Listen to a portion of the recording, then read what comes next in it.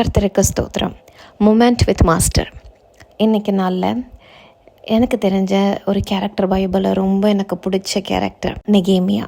பழைய ஏற்பாடில் இருக்கிற நெகேமியா. இவர் நல்ல வசதியாக இருக்கிறவர் தான்.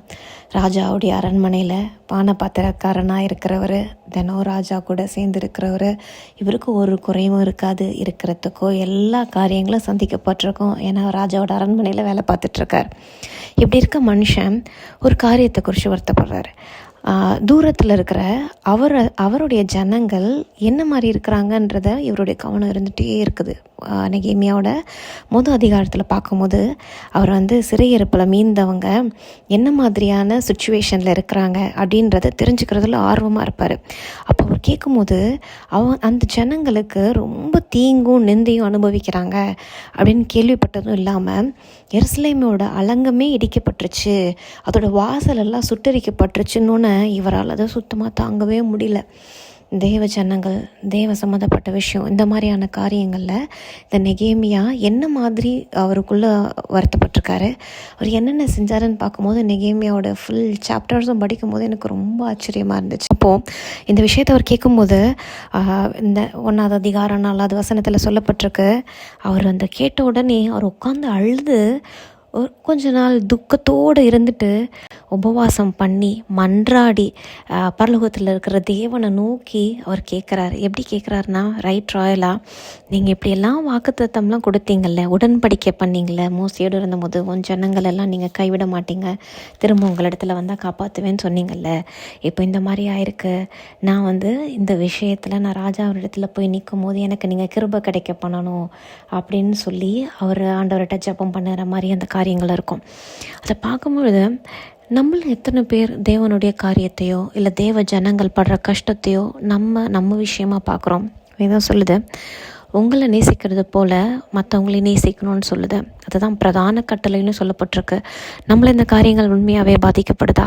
நம்மளை மாதிரி மற்றவங்களை நேசிக்க முடியுதா? இல்லை நேசிக்க முயற்சி பண்ணுறோமா? அதில் ஒரு கேட் இருந்துச்சுன்னா அதை நம்ம மாற்றிக்கணும். நெகேமியா அப்படி தான் தேவனோட காரியத்தெல்லாம் தான் மேலே தூக்கி போட்டுக்குவார். தனக்கு நேர்ந்த பொறுப்பாக இருப்பார். தான் இருக்கிற ராஜ அரண்மனையில் கிடைக்கிற அந்த வாழ்க்கையெல்லாம் விட்டுட்டு அவர் கடந்து போய் அந்த எருசலேமுடைய அந்த அலங்கத்தை கட்டுறதுக்கு அவர் நிறைய முயற்சிகள் எடுப்பார். நிறைய தடைகள் வரும். அங்கே இருக்கிற ஜனங்களோட பேசுவார். நைட்டோட நைட்டாக அவர் ஒரு கழுதை மேலே ஏறி போய் அந்த இடத்தெல்லாம் எப்படி இருந்தது நான் பார்த்தேன், வேறு யாருக்குமே அது தெரியாதுன்ற அளவு சொல்லுவார். அவ்வளோ அவரை இன்வால்வ் பண்ணுவார் தேவனோட காரியத்தில்.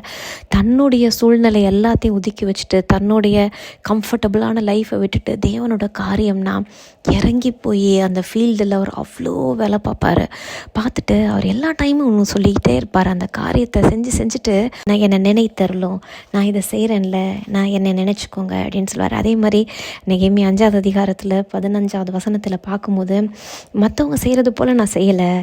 ஏன் நான் செய்யலைன்னா, நானும் தேவனுக்கு பயந்ததுனால இப்படி செய்யவில்லைன்னு சொல்லுவார். நம்ம அப்படி இருக்கிறோமா? நம்ம தேவனுக்கு பயப்படுறதுனால சில காரியங்களை விட்டு கொடுக்க நம்மளால் முடியுதா? இல்லை நம்ம போய் ஞாயிற்றுக்கிழமை மன்னிப்பு கேட்டுக்கலாம், இல்லை கம்யூனியனில் மன்னிப்பு கேட்டுக்கலாம்னு சொல்லி நம்ம தொடர்ந்து செய்கிறோமா? எல்லா அதிகாரத்துலேயும் பார்த்திங்கன்னா நெகேமியா ஆண்டவரோட காரியத்தை தான் மேலே தூக்கி போட்டுக்குவார். எதிரான எத்தனை பேர் வந்தாலும் அவர் விடவே மாட்டார். எங்கே யாரை நிறுத்தணுமோ நிறுத்துவார். எங்கே குடும்பத்தை நிறுத்தணும், எங்கே ஆட்களை நிறுத்தணும், எங்கே சுமையேற்றவர்களை நிறுத்தணும்னு அந்த அலங்கம் கட்டுறதுக்கு தேவையான எல்லா காரியத்தையும் பார்த்து செய்வார். கடைசி அந்த நெகேமியாவோட முடிக்கும் போது எப்படியா சொல்லி முடிப்பார், என் தேவனே எனக்கு நன்மை உண்டாக என்னை நினைத்தருளும். இந்த மாதிரி ஒரு வார்த்தையை தேவனிடத்தில் நம்ம கேட்கணும்னா, என்னை நீங்கள் நினைத்தருளும்னு சொல்லணும்னா, நம்ம தேவனுக்காக என்ன செஞ்சோம்? தேவனுடைய ஜனங்களுக்காக நம்ம என்ன செஞ்சோம்?